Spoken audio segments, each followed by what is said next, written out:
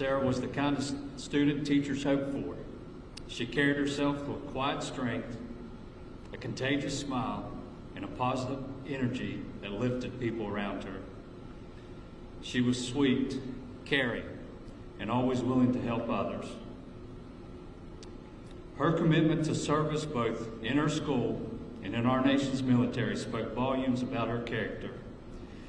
She chose a path of honor and responsibility, and she did it with humility and grace.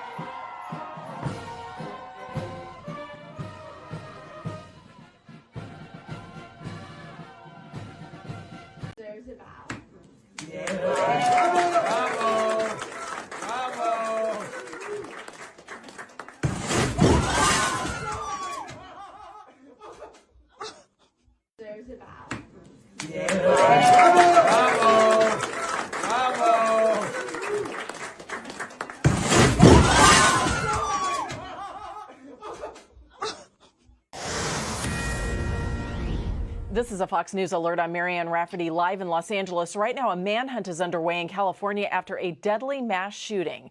Officials say gunfire erupted at a family gathering at a banquet hall in Stockton on Saturday night. The local sheriff's office confirming 4 people were killed, 10 others are injured. The shooter is not in custody right now. Law enforcement officials say they believe this was a targeted shooting. The FBI is also joining the investigation.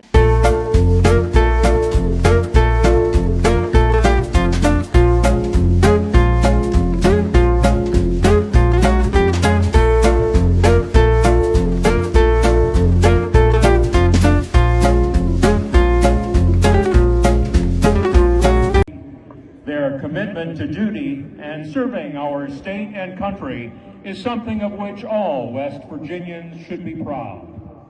Please keep U.S. Air Force Staff Sergeant Andrew Wolf in your thoughts as he remains in critical condition. And please join us in a moment of silence for U.S. Army Specialist Sarah Beckstrom, who passed away on Thursday.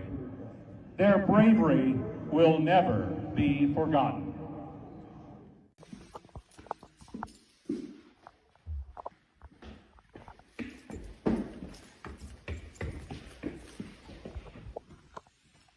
You having fun?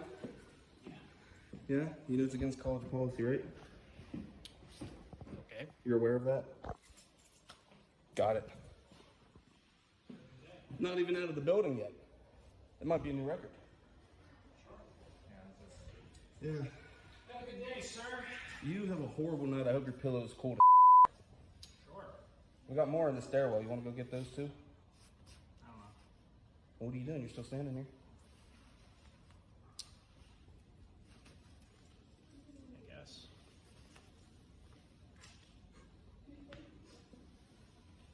Get another one.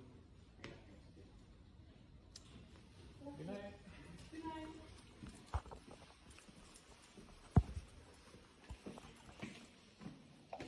Good night. Okay. Didn't think we were still here? It's not that hard to just let clubs poster, is it?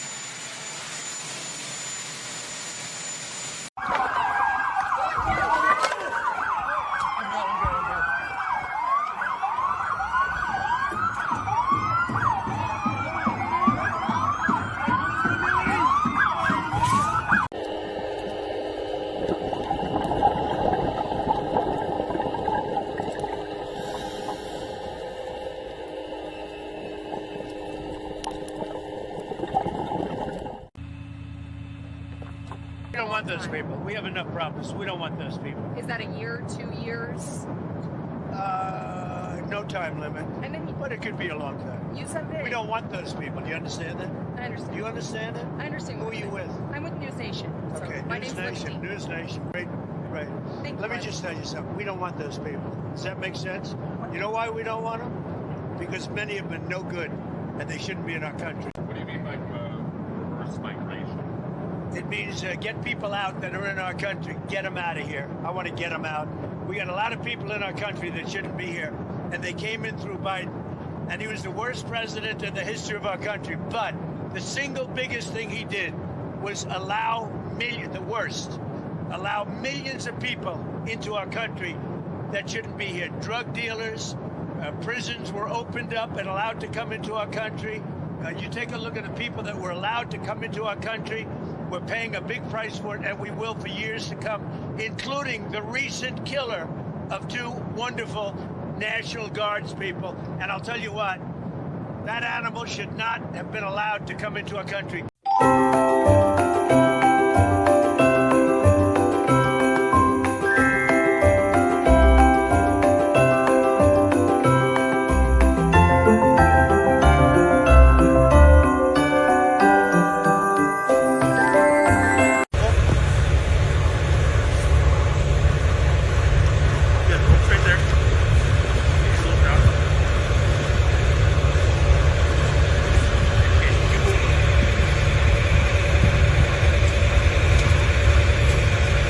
Yeah, go back on the light switch. Yeah. Here we go.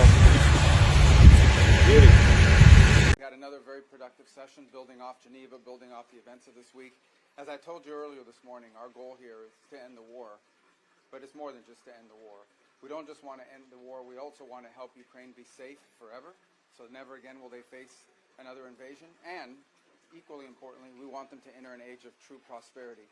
We want the Ukrainian people to emerge from this war, not just to rebuild their country, but to build it back in a way that will be stronger and more prosperous than it's ever been. And so this is comprehensive, what we're working on here today. It's not just about the terms that ends fighting. It's about also the terms that set up Ukraine for long-term prosperity. I thought we started laying the groundwork for that, most certainly in Geneva. I think we continued that work in our communications throughout the week. I think we built on that again today, but there's more work to be done. This is delicate, it's complicated. There are a lot of moving parts, and obviously there's another party involved here that'll have to be a part of the equation, and that'll continue later this week when Mr. Woodcock travels to Moscow, although we've also been in touch in varying degrees with the Russian side, but we have a pretty good understanding of their views as well. So much work remains, but today was again a very productive and useful session where I think additional progress was made, and we continue to be realistic about how difficult this is, but optimistic, particularly given the fact that as we've made progress, I think there is a shared vision here that this is not just about ending the war, which is very important. It is about securing Ukraine's future, a future that we hope will be more prosperous than it's ever been.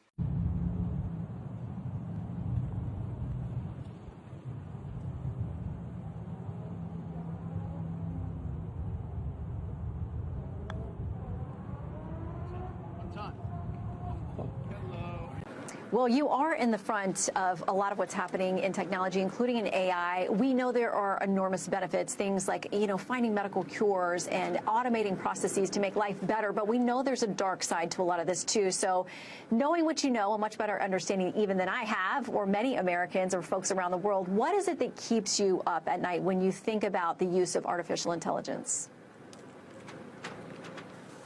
Well, any technology, has a dual side to it. Obviously, with a powerful technology like AI, there are so many benefits we can think of. One day this is going to help us maybe discover new drugs, develop better treatments for cancer, and so on. But as you rightly say, it could be used by bad actors. It could create like deep fakes in a way we won't be able to tell the difference. So those are the kind of things you sit and think about. And the journey of humanity is always, how do you harness technology to benefit society? And I think this technology is no different.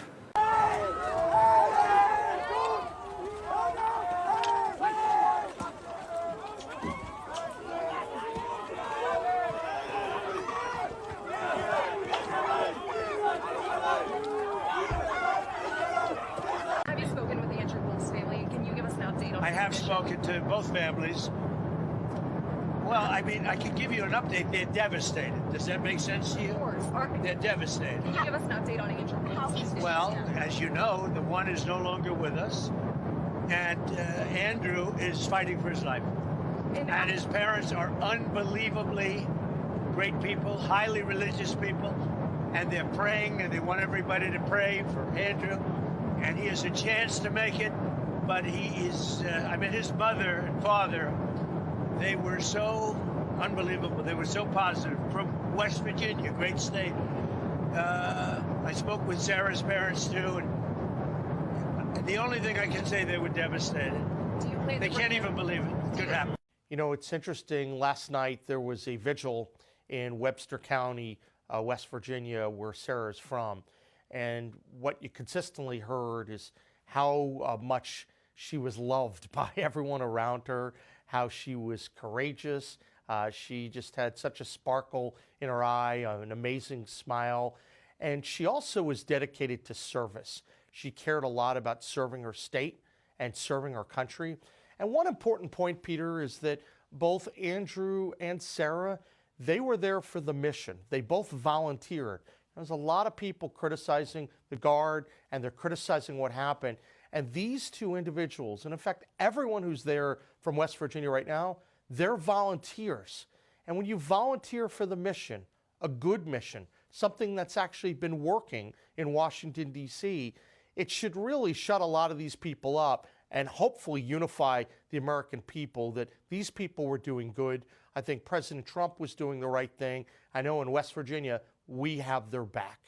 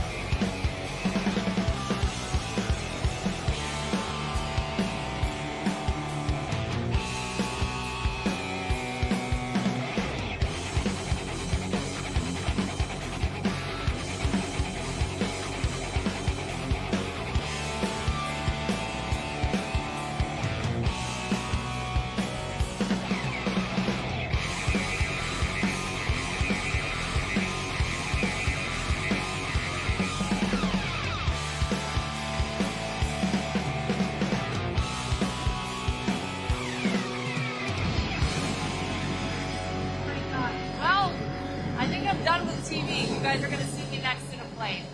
That was the coolest thing ever.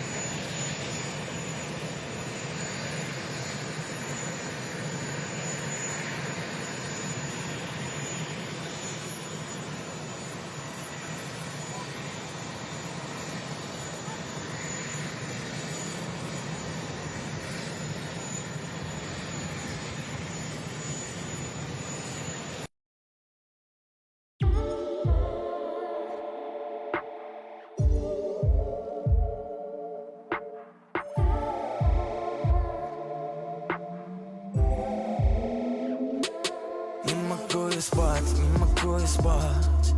Хочется опять заново начать. Мой мелатонин без тебя один. Капли на груди, смятая кровать. Не могу я спать, не могу я спать. Хочется опять небу рассказать. Мой мелатонин без тебя один. Капли на груди, смятая кровать. After sex in the morning, we в объятиях тонем.